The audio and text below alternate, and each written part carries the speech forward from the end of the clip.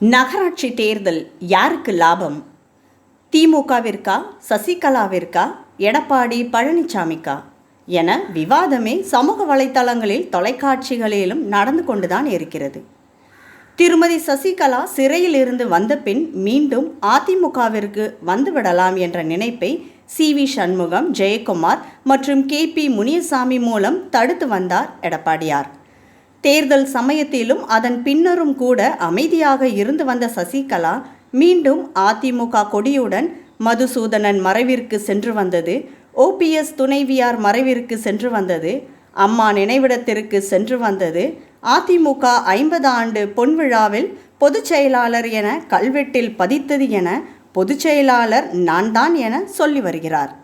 என்னதான் மற்றவர்கள் எதிர்ப்பாக கூறினாலும் ஓபிஎஸ் அமைதியாக என்ன நடக்கிறது என பார்த்து வந்தாலும் சமீபத்திய பேட்டியில் யார் வேண்டுமானாலும் அதிமுகவிற்கு வரலாம், இது எம்ஜிஆர் கட்சி என சசிகலா அவர்களுக்கு ஆதரவான நிலைப்பாட்டில் பேசினார் பன்னீர்செல்வம் அவர்கள்.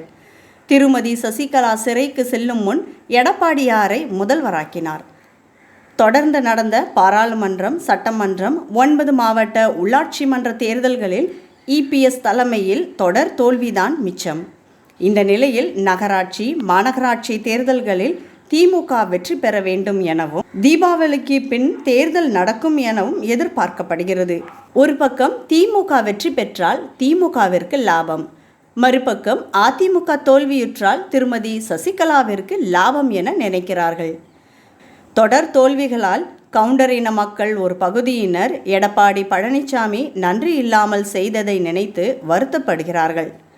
அதிமுக மூத்த தலைவர்கள் பலர் திருமதி சசிகலாவிற்கு ஆதரவான நிலைப்பாடு, பாமகவிற்கு ஆதரவான 10.5% கோர்ட்டு பன்னீர்செல்வம் மூலம் நெருக்கடி என எல்லா வகையிலும் நெருக்கடியில் இருக்கும் எடப்பாடியார் எவ்வாறு சமாளிக்கப் போகிறார்? திருமதி சசிகலா வருகையை நோக்கி ஒரு பிரிவினர் என எதிர்கால அரசியல் என்னவாக இருக்கும் என அரசியல் ஆலோசகர்கள் விவாதித்து வருகின்றனர். இது எல்லாம் நடக்க எதுவுமே நடக்காதது போல் மகளின் திருமணம் வரவேற்பு முடிந்த பின்னரும் டிடிவி தினகரன் அமைதியாக இருந்து வருவதன் மர்மம் என்ன? நாமளும் பொறுத்து இருந்து பார்ப்போம்.